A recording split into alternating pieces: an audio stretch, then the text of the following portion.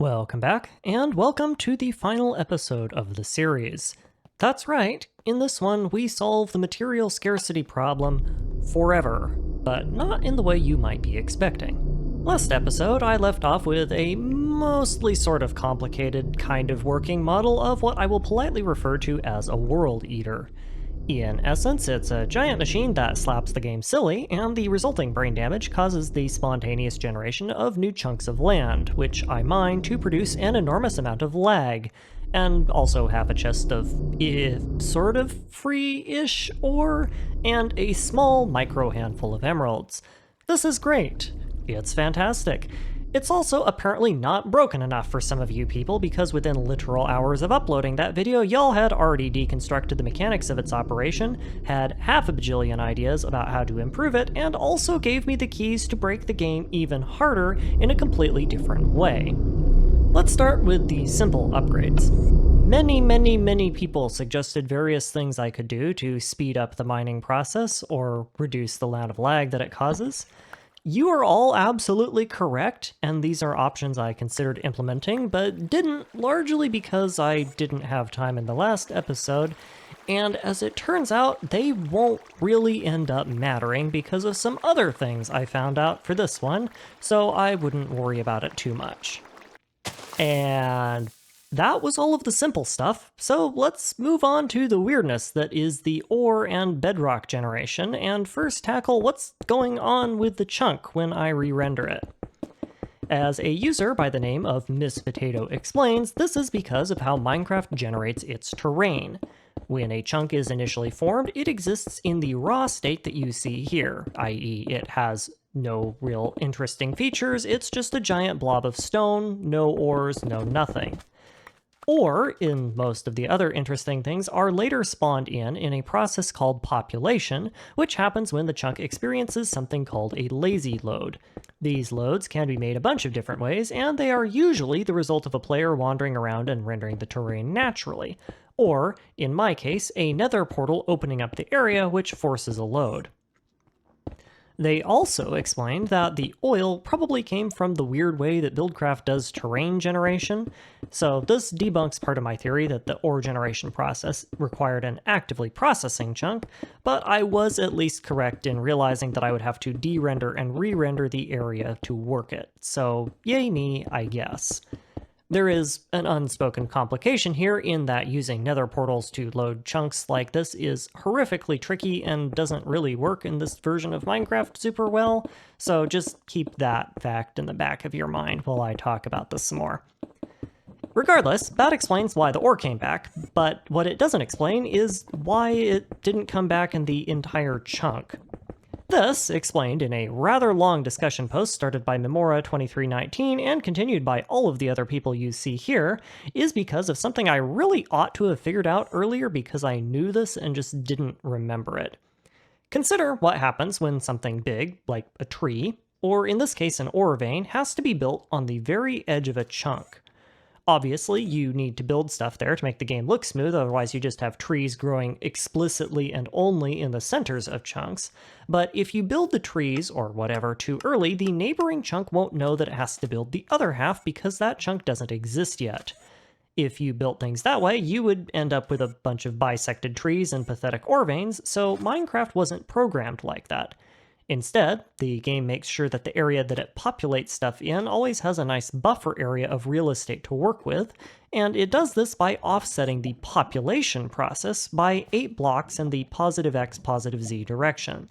The game then decides to only populate the area if it can see all 4 of those chunks, which gives a nice 16 by 16 area to populate with an 8 block buffer in case anything goes over. This is also why, when you move really fast and load a bunch of new chunks on older versions of the game, the edges of the last chunks that render sometimes look a bit off. It's because the chunk was rendered, but the population steps weren't completed because the chunk next to it wasn't. For my purposes, though, this mechanic has vastly different implications. Ores generate when the population engine determines that the conditions to spawn ore have been met. For most ores, these conditions include things like allowed world height for the ore and replacing a valid material, which in this version of the game is basically anywhere, and stone, respectively. However, when I detonate a rejuvenation explosive, the population process restarts on that newly generated terrain, but it hasn't been run yet because the surrounding chunks are already rendered. This gives me the opportunity to prime the population area with whatever configuration of stone, blocks, dirt, or anything else that I want before that population step can take place. For example, I can place a bunch of stone in areas that'll be repopulated even though they are outside of the chunk that I've regenerated, and the game will populate them with ore because the game only cares about the population area. I've also observed a weird mechanic where ICBM sulfur ore, which normally only generates in stone blocks that are directly adjacent to lava, can be spoofed, but I failed to replicate it here because it has a height limitation that I forgot about. It also implies that if there was ever a way to queue up block breakages at just the right moment, you could exploit this confusion in the game engine to do weird things to blocks you aren't supposed to be able to do them to, which, if memory serves, is how you get bedrock and end portal frames in survival mode, but I digress. All this tech has some implications. To fully realize, though, there is a very real chance that I'm going to need to do some excavation. Unlike before, I actually know what I'm doing, sort of, and therefore will not be wasting my time on utterly pointless side projects. Instead, I'm just going to nuke the ever-loving duck out of the place and call it good. This is an excellent plan with no potential for time wasting whatsoever that suffers from a couple of unfortunate logistical difficulties. Most notably, it requires access to a large quantity of nukes, and also antimatter, which are not things you're supposed to have large quantities of. I consider this, at most, a mild inconvenience. However, the plan also suffers from a complete lack of anything useful to blow up, so it's almost like I did this just because I got bored of working on the World Eater project and wanted to make bombs instead. But I would never get distracted and spend way too long doing pointless non-progression work, right? Right. Anyway, step 1. Dupe the poop out of some uranite using strange matter. Or is that dupe the pee? It's hard to tell. Step 2. Uranite, water, and power goes into a chemical reactor to make yellow cake. Yellow cake, water, and power goes into a nuclear boiler to make radioactive pea water. Radioactive pea water goes in a centrifuge to make uranium-235 and also some other stuff that I don't care about. Step 3. Once you have uranium-235 and a bunch of stuff I don't care about, stop making it the normal way like a scrub and dupe the poop out of it using strange matter, like everything else in this pack. Uranium-235 plus thermobaric explosives, read TNT with extras, then makes nukes. Problem solved. Antimatter production is a little bit trickier and requires a very large multi-block structure that is composed of mountains of steel, iron, copper, and wool. The increased number of crafting steps required to make these items therefore increases the amount of effort I need to construct all of my building materials by about 200%, resulting in an impressive ingredient crafting time of about 30 seconds.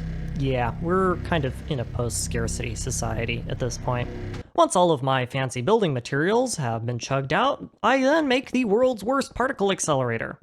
Normally, when you are accelerating particles, you want to make a big circle, because, you know, corners and relativistic particles kind of get along like oil and a gas fire. But this is Minecraft, however, so instead of making circles, we just make our particles bonk their heads on the wall every time they turn a corner. This somehow does not result in our near light speed particle escaping containment, but it does slow the particle down every time it has to turn, so you want to make your accelerator designs as long and as square as possible to minimize this. After spending way too much time chasing a particle around the loop and confirming that, according to this mod, I can run at around 90% of the speed of light, and by implication that my butt produces enough energy in each cheek clench to cause a planetary extinction event, I then take the most important step, which is sitting around and waiting. Each particle, accelerated to light speed, produces somewhere around 6 milligrams of antimatter. Each antimatter explosive, a block that I will definitely have a practical use for and will not ignore for the rest of the series, requires 8 grams. We're gonna be here for a bit. Logically, you would think the expected solution to this problem is to build more particle accelerators, but no, you would be wrong. Instead, once you get 125 milligrams of the stuff, you can just stick it in an empty cell and dupe the donkeys out of it with strange matter. Just like everything else in this mod pack. I have no idea what the mod authors were thinking with this little mechanic, but if you want to invalidate your entire endgame, I'm going to be the last person to judge, so go for it. Speaking of duping with strange matter, y'all decided that that wasn't broken enough too, and as a consequence, I now have things like actual numbers to how strange matter production works thanks to an individual named Lena Claire 2100.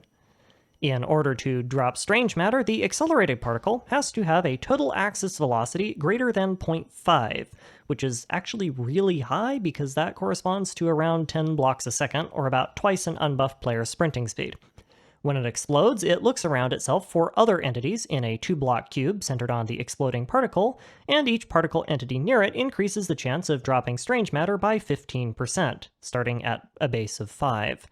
If it doesn't find another particle in that area, when it explodes, it will instead detonate the environment around it with an explosive force 2.5 times larger than its total axis speed, meaning an at-speed particle that misdetonates has the explosion strength somewhere between a gassed fireball and a creeper. Hilariously, this means that by sheer accident, my design for producing strange matter is very nearly optimal, despite me having no idea what mechanics were at play when I designed it. I love it when things work out like that. Would have been nice to know this 10 years ago. Do you know what else my surprisingly optimal design can do? Stack. I anticipate myself needing quite a bit more strange matter in the future for reasons that will become very obvious in a second, so it seems logical that I should really quickly quadruple my production. Hearing damage? What's that? I couldn't make out what you were saying over the sound of my engine of eternal duplication. Now that that particular Chekhovian armory is happily duping itself away in the background, let's go over some retrofitting with my World Eater. The entire premise of the design has entirely changed with my new understanding of how ore population works, so my first step is clearing out all the junk that's in the way to build a new one. By sheer coincidence, my previously selected chunk is a really viable candidate location for the new design, so I can actually reuse most of the space that I set up in the first place, so that saved a lot of time, and is also why I did not use my nukes for anything. Oops.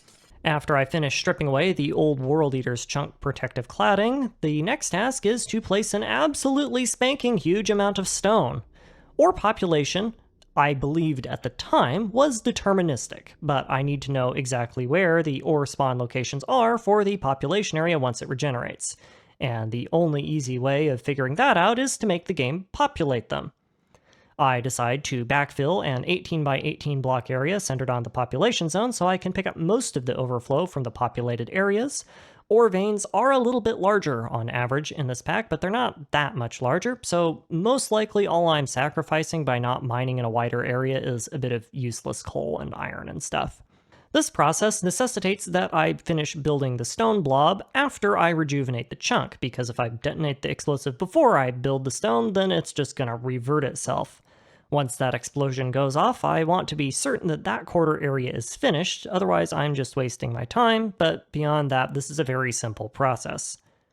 Once I'm ready to finish the other quarter, I pop the explosive, instruct the force field systems to render the rest of the stone, and get to twiddling my thumbs. And one short field trip to re-render the area later, I'm then left with an enormous stone pillar in the sky, saturated with all manner of goodies. Next comes the boring part. It's time to get digging. By hand, for the most part, because I can't trust force fields won't accidentally delete something. I do have a stroke of luck, or unluck depending on how you look at it, in that there does seem to be some limitation to where ores can and can't spawn, and the top 2/3 of the world doesn't seem to have populated with anything at all, so that lets me get rid of a lot of this stuff by using a force field instead of a pickaxe. Admittedly, there is a certain degree of irony to this step of the process because it means one of the necessary procedures for producing tons and tons of ore super efficiently is to mine a chunk-ish's worth of space of everything except ore. Mostly though, this project just takes forever and is kind of boring and annoying once the novelty wears off. The end result is this. In addition to looking cool, it also puts into perspective just exactly how much ore is in a chunk's worth of space in BigDig. It's a lot, and it's all gonna be mine. There is actually more that generates too. I went ahead and wiped out the part of the rejuvenated chunk that spawns with stone, so in reality what you see is only about 80% of the total yield. My job is now to figure out how on earth I'm going to selectively place stone only in the areas that produce ore. Clearly, my traditional way of using Emphas to build isn't going to be sufficient here. My intention was to use Buildcraft for this, since that is exactly what templates and builders are designed for, but I'm either using them wrong or they just straight up don't work in this version, so that plan went out the window about 10 seconds in. That's fine though, I have another option. That option is a non-traditional way of using Emphas to build things, because clearly using a force field mod to do literally anything except make force fields was not untraditional enough. In an absolutely classic case of wow, they clearly didn't think this item through, did they? The most powerful force field module in the game is not any of the ones I've used so far, it's this one, Custom Mode. This is a field shape modifier, but unlike the rest of the modifiers whose size can be customized to fit, this one can only be translated and rotated. It more than makes up for this by being able to generate a field of any shape and size that you want for a constant energy cost of peanuts. Simply click with your force field module on two corners to scan the area between them, shift right click to save the schematic, and when you insert it, your force field generator will use this module to create a faithful 1-to-1 block representation of everything that was in the area you selected, give or take some jank. The best part is what happens when you combine this effect with other upgrades. Adding a camo module will make the field generator visually display the blocks you copied, allowing you to create these weird, janky holograms, which is neat, but the best part is that it works with field stabilizer and disintegrator modules, so you can use it to build and destroy template structures in any shape and size you want. The only drawback of using this tech is that it matches block types when you're trying to use a field stabilizer with it, which means I get to go through and replace every block of ore you see here with a block of stone before I scan the area. This is mildly inconvenient, especially when you take into account the fact that I was wrong about how ore generation works, but on the whole I would say I'm still probably coming out pretty far ahead on this project, so I will take this one for the team. With all the stone in place and all the space I need for item logistics carved out, it's module programming time.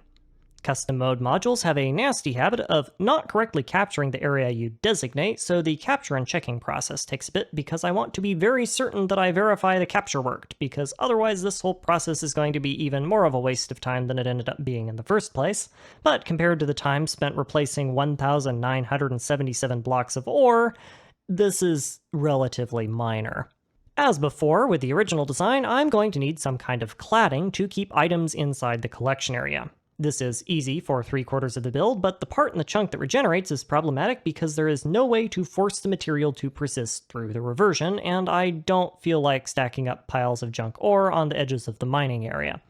My solution to this is just slam yet another force field down to automatically rebuild the walls every time the chunk reverts.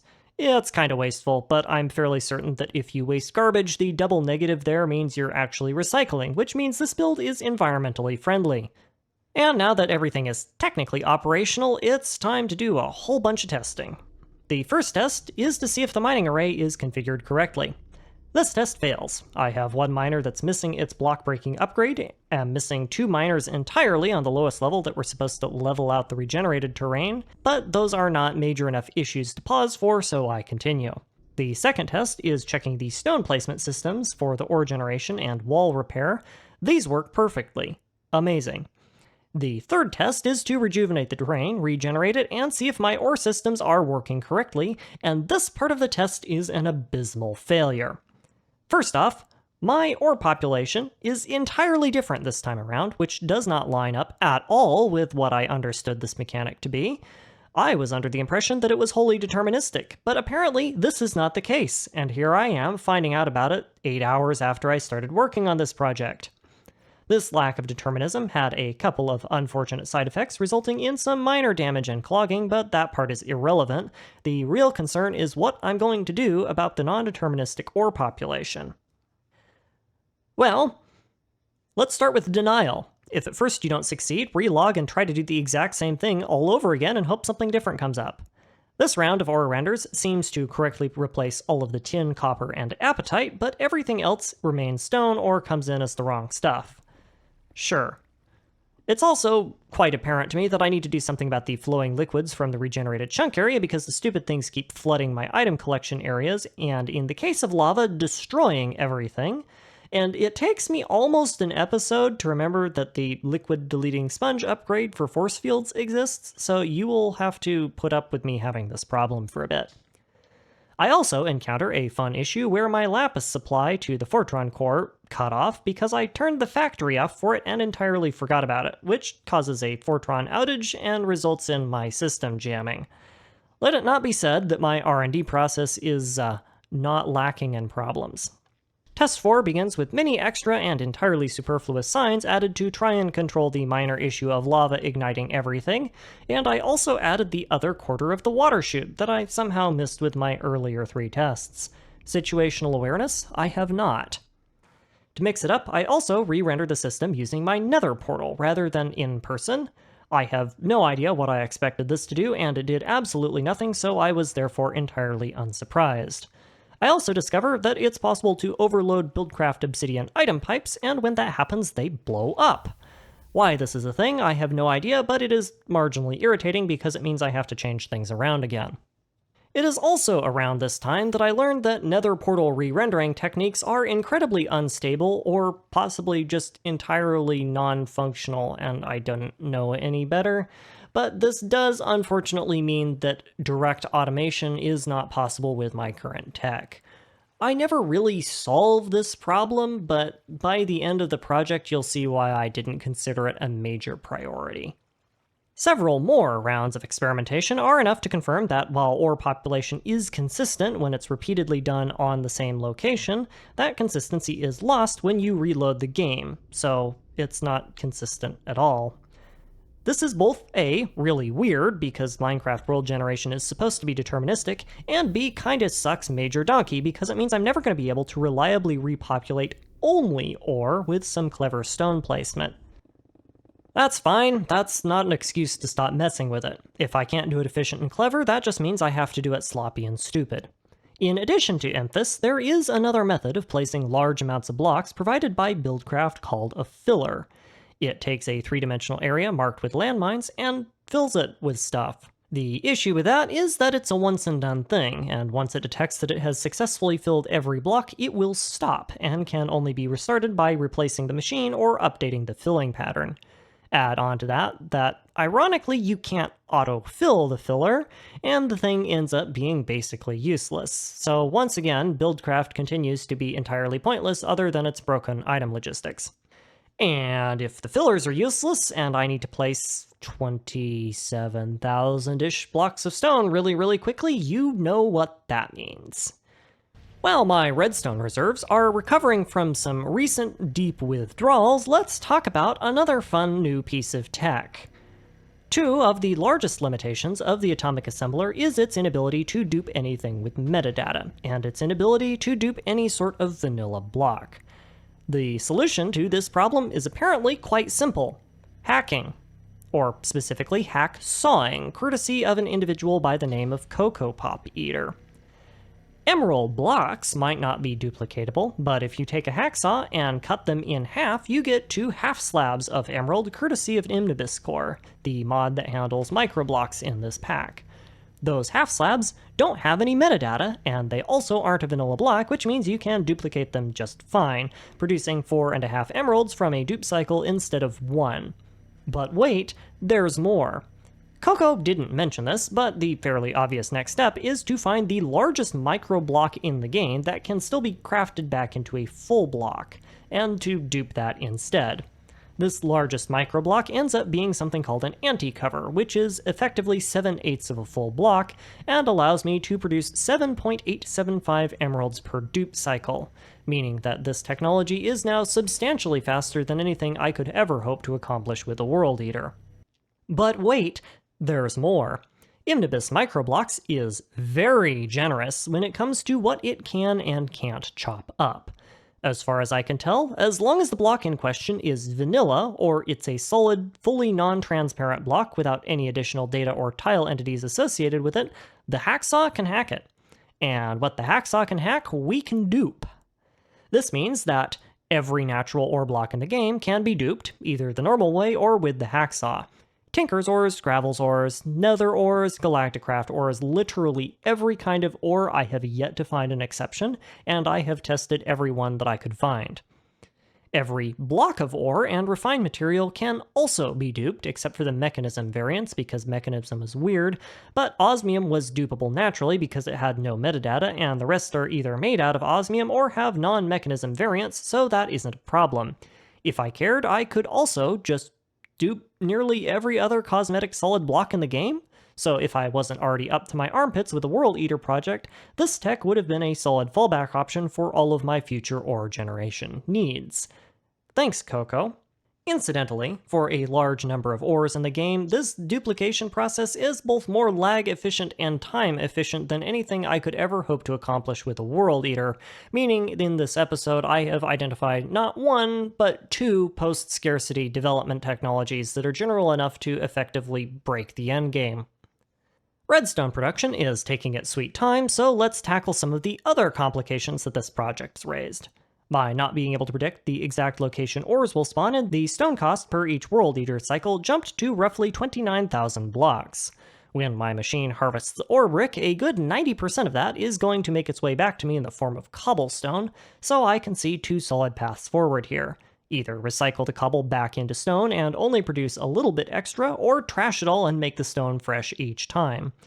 Minechem stone production is very, very strong, however, and elite Minechem smelteries only process 7 blocks of stone a second, so I'm leaning more towards the former rather than the latter. Stone production with Minechem is both easy and scalable, and a single block of sand can be turned into 116 blocks of stone through the power of math, so the real trick is getting the system that can export stone to my building units fast enough put in. I settle on a design initially that uses a buildcraft pipe to extract stone from a deep storage unit and force it into an ME system at the moderate rate of 20 stacks a second. I can then potentially use storage buses with a priority system to fill up the rest of the ender chest frequencies that I need and stick any leftovers back in the storage unit. I end up changing this design because storage buses are entirely jank and don't respect their priority system, but it would have been far more scalable than anything else I could come up with. With all of my auxiliary systems upgraded, it's time to start testing my new design. Again. My stone fabrication system has already saturated by this point, so I pop the rejuvenation explosive, toggle on the supply system, and let the world cube builder part run for a bit. This immediately demonstrates two flaws, the first being that my stone supplier is not plugged in, which blows piles of stone everywhere, and the second being that the priority system for storage buses is still completely out of whack, but both are pretty easy to fix. After a few quick repairs, it's off to the meat of the project. Can I de-render it and re-render it without blowing my game up? The answer to that question is yes, but this is where I find out that nether portals aren't super reliable, which means full automation is going to be a little bit tricky. If I were to answer a similar question regarding the World Cube Breaker, though, the answer would be definitely My graphics card seems to be struggling substantially with what I would describe as a major skill issue at the moment, and I'm currently sitting at about 1 frame a second, but the machine does appear to be doing its job. Several things are clear by this point, though. The first is that using water to push items is not going to work because gravel. Conveyor belts will do just as well though, so that part isn't really a problem. The real problem is what I'm going to do with the part of the collection area that keeps regenerating, and that is a surprisingly tricky problem to solve. Hoppers, water, and conveyor belts all require placement in order to actually move things. Turtles require programming, and this project is already complicated enough as it is, so really what I need is some kind of renewable or reliable suction effect that I can set down and forget about. The only persistent suction effect I know of in this pack comes from the AoE of a strange matter singularity. This has the unfortunate requirement of needing to keep a pet black hole sitting next to one of the single most expensive machines I have ever made in my life, and while it would be greatly ironic if I accidentally sucked the World Eater into a black hole, the suction effect is not strong enough. Even when surrounded by end portal frames, the singularity eats blocks in a smaller, more sucky form, and the distance between its maximum stable suckage range and its I rip apart the terrain and consume it like a voracious predator range is too small to be used effectively. In later versions of the mod, the Mine Factory Reloaded grinder automatically picks up all XP orbs and items in its area of effect. This mechanic doesn't exist in this version of the game, so there's no hope for using that here. And then, after a little bit more digging, I remembered what my spiritual auntie used to say. There is, indeed, no problem in this world that can't be solved by the proper application of high explosives. Or, in this case, repulsive explosives.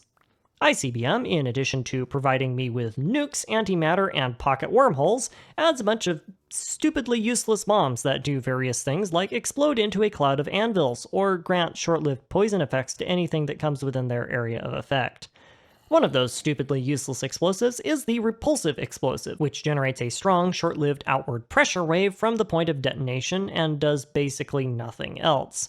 I don't care about blowing up part of my collection floor since it's going to regenerate each cycle, so I can just dig out a little bit more on the mining phase and then use force fields on a redstone timer to blow all of my goodies into the proper collection area. Alternatively, I could just use a cruise missile launcher and launch missiles at my world eater to save myself the trouble of having to place the explosives, but missile production is annoying to automate, so I go with the Memphis design instead. With that problem solved, it's another day, another test, and this time the test confirms that my new conveyor belt item collector and ME interface solution is working, and I also test whether I need to have all 4 chunks unloaded to force ore repopulation. It turns out that I didn't even need to use Buildcraft obsidian piping at all, by the way. I could have just run everything over a Mine Factory Reloaded item collector and poured the XP into a lava pool. This test teaches me that while I can leave the other chunks loaded, it makes no difference on the nether portal problem, so nothing changes there. Other things learned include the fact that I just need to suck it up and spam export buses on my stone supplier, because storage bus priority by this point has proven to be entirely useless. And also that those signs I had in place earlier were very important and I need them back please, because I still have not remembered that sponge modules exist. With those modifications finished, the base design is quite sound. By this point, I finally remember that sponge upgrades are a thing, and once I slap one of those in, the field that encompasses the entire area, it automatically deletes all the fluids that appear, which lets me get rid of my signs. And other than that, everything else is working perfectly. Instead of using a nightmare nest of redstone to automate the system, I opt to write an actual program to handle this for me. The whole setup only needs 5 control signals to run, so it's a simple matter to trick a bunch of rednet cable into interacting with a computer using redstone lamps, and then I can go on my merry way. Vanilla blind spot? Folks, don't fall for it. Good old-fashioned redstone hackery can solve 95% of your problems, and this is no exception. The end result of this particular automation run means that the entire system will take care of itself, with the one exception of me needing to manually de-render and re-render the area. Lots of ore needs lots of processing, but we've already seen numerous implementations of systems that can do just that, so I will leave understanding their structure as an exercise for the viewer. And with refinement systems completed, this finally concludes the construction of the single most extra method of producing emeralds without mining lasers that I have ever had to implement. This is what you get when you refuse to do things the simple way, folks. This is what you get. After completing a proof-of-concept design to solve the last material scarcity problem I have in this mod pack, I've given it a bit of thought, and I think that finishing this design will also finish the series. A certain element of this decision does come from pragmatism. I haven't shown it much in these videos, but my game has been getting progressively more and more unstable as time goes on, to the point where I have to deal with multiple world corruption events per recording session. But I also don't think I'm ever going to meaningfully top this episode in terms of nonsensical feats of engineering, so I should probably call it here. As much as I love this pack for its nostalgia, I have been doing the gameplay equivalent of beating the poor thing over the head with a bent piece of rebar for the past 5 weeks, and in doing so have come to realize that it really isn't that hard to break. So I also think it's time for me to find something meatier and more pointlessly difficult and overcomplicated to sink my teeth into. Thank you all for your time and for your support of this series, and as always, I hope you enjoyed.